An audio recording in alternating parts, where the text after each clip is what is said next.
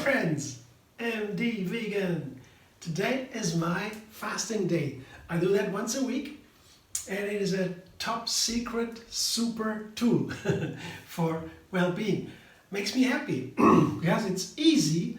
I can do it easily because I have these wonderful juices on that day. I mostly drink juices on the fasting days because on a regular day I prefer a whole food plant-based diet. Whole food, that means whatever I can use from a plant that is edible, I use it. I don't throw away anything, if possible. That's whole food basically. And that's good because I take away too much from the plant, not healthy. Yeah. For example, yes, the peel of an apple or so. Yeah, for example, yeah, the apple a day keeps doctor away, is only valid if you eat the apple with a peel. Yeah, there is science about it, otherwise I wouldn't say it. But you know, that's just an example. In general, we should eat only whole food that is healthy. And on a fasting day, that's a juice, is not whole food. I take away main parts of the food, of the plant, so I don't need to digest anything. The energy goes right into the system without digestion. Digestion has a pause. That's very good. Take a time out, like a long night, a long sleep for the whole organism. This is for digestion. And there are many benefits.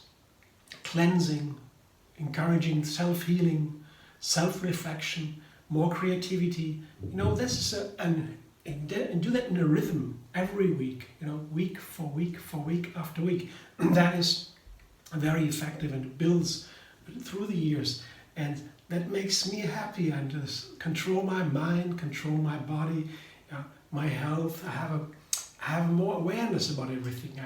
The sensitivity is heightened because digestion takes so much energy. Without digestion, and the energy goes into the mind, and I can see and feel more what happens inside and outside. So that allows me to control myself, to survey my body and my mind, and to make corrections on that day. So there are many things to talk about. But today, on such a fasting day, I have usually a certain rhythm. I drink juices and water and other things, plant milk. And oftentimes plant milks, especially at night, later in the day, like a dessert, because plant milks are made with nuts and seeds, for example, and there is more fat and there is more calories. That means it slows the fasting down. It can be very nice in effect to have these plant milks like a dessert on a fasting day. Today I make a cacao. I don't like that, cacaos.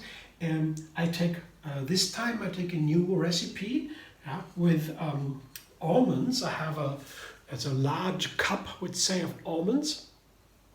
I don't have to be a very thick cacao. I have 2 cups of cacao, of nuts for 1 liter of water. Here's a liter of water. It's about a liter. So 1 cup of nuts for 1 liter is a thin to medium nut milk. With 2 cups, you have a creamier one. I take 1 cup the day, a large cup. That's good for my purpose. So that goes into the blender. I use the blender for the nut milk. I put the nuts in there and the water later. And to make the cacao, I have cacao powder, obviously, 3 large tablespoons. That's a good amount. You can take less to make it a little bit weaker, or more to make it stronger. The darker you want it, the more cacao you take. That is, of course, understood. And I have 8 dates here. That's according to my flavor now.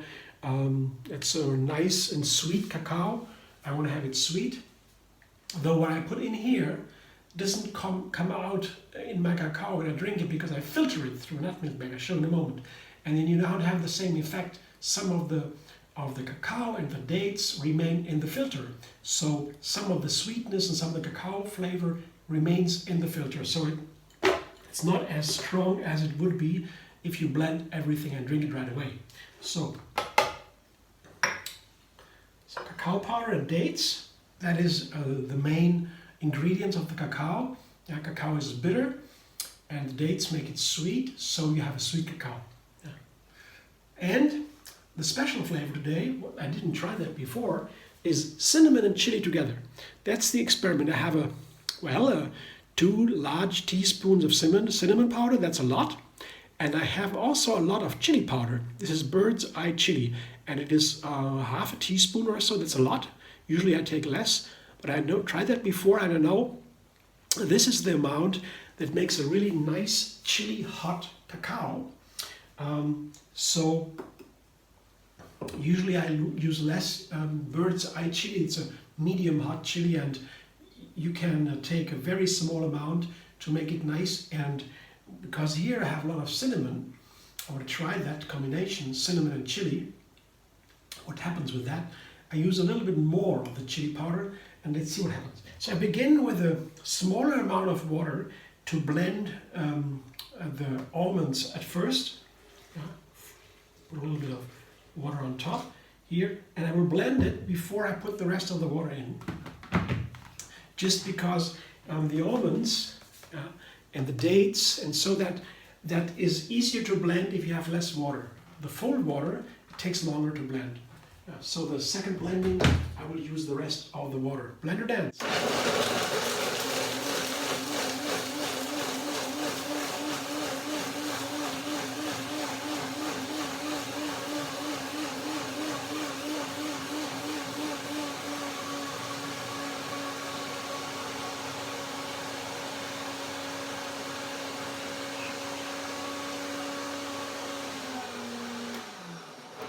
The sound of the blender is now even. That means I can add the rest of the water. Usually the breakdown of the main breakdown of the ingredients, that is marked when the sound gets even. So now, yeah, pretty thick here. So I need a lot more water. So the rest of the body I can show you. That's what it's like when I don't use more water. That looks like this. It's pretty thick, right? Thick mess. So now the rest of the water goes in, so 1 liter. That should be enough for my understanding.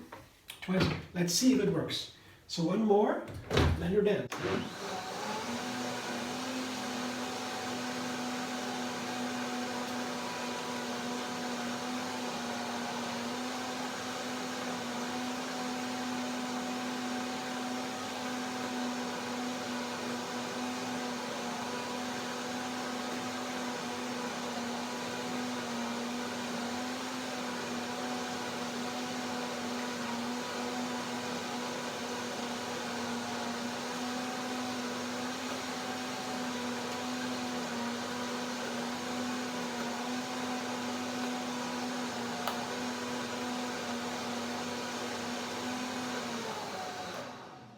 You blend it longer in these high-speed blender, then it gets warmer and warmer, the temperature I mean.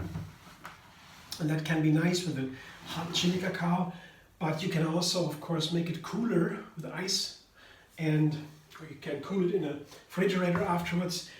That's all. You have so many ways to make a nice cacao. Yeah. Other spices too. For example, I once had a very simple cashew cacao with mint, and it was cooled down in metal containers, cups. That was super delicious. A very light cacao with a cinnamon and ice cube. Oh, I tell you, that was really amazing. The mint is really cooling spice, herb, and the cacao, the effect, I never had that before. I show you that later, another recipe. But now I make the chili cacao, and it could even be a little bit warmer, but first I have to filter it through a nutmilk bag. These are the nutmilk bags, you don't know yet. These are nice. It's the best tool you can get, I would say, to make these filters. You can also have a sieve, a micro sieve, yeah, but that is a little bit more coarse. This is a fine mesh. I prefer that. Because the beverage then is nicer, is smoother. So I pour it now, the cacao, through this nutmeg bag, and you have to be a little bit careful and focused, because I don't want to miss the opening here of the bag. Very careful. a little bit tricky to go down, down, down with the hand. Now I've done it. Yeah, that's it. So I come up again. Careful. The tricky part here, you don't miss the bag, and when you pour the cacao to the side, then it's not filtered, of course. Yeah. So now I have this bag. This is the milking of the almonds. They always talk about that in the jokes. Here, that's what I do. Be careful here, and it can take some time here. Always depends on what you have in the bag. If you have, for example, cinnamon, like today, and other things in addition to the nuts, then it can be a little bit more difficult because the pores are then stuck with these spices, and so they can take a little bit more. But I come back in a moment when it's ready. It works very nicely. It will take some time anyway, so I have to be patient here, not press too hard, otherwise it can jump out and I won't want it. So in the moment I come back, when it's done, you can imagine what it looks like, right? And you can do that all by yourself. It's not that difficult. So in a moment I'll be back. That's my liter cacao, chili cinnamon cacao, almond, chili cinnamon almond cacao. I'm very excited. I haven't tasted yet. I just pressed it, I milked the almonds, and now looks nice. The color is nice, the texture is nice. I have no idea what it tastes like. I'm very, very curious now. Let's see. Take a little spoonful and then looks nice. I'll try it. Ta-da!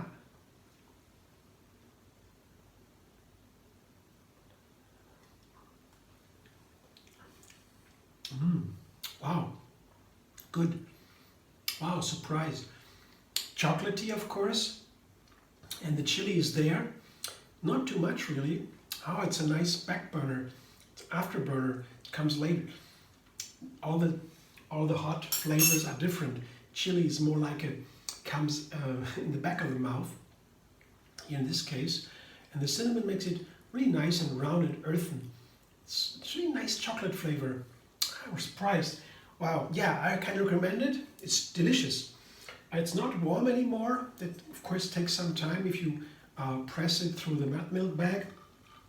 But it's very nice. I love it. I will enjoy sipping it slowly. I have some time here to do that because here you see, that's a wonderful texture. It's runny. That's what I have on a fasting day. These kind of nut milks. Light, not creamy, not like a smoothie. I would take a smoothie, but I don't feel so good on a fasting day because fasting is a cleansing process from inside, a strong cleansing. And it can be so fast, so strong, and it's too much and I don't feel well anymore. Can come a headache or dizziness or something, but when I feel like that, when it begins to get a little bit much, you notice why you feel that pretty soon.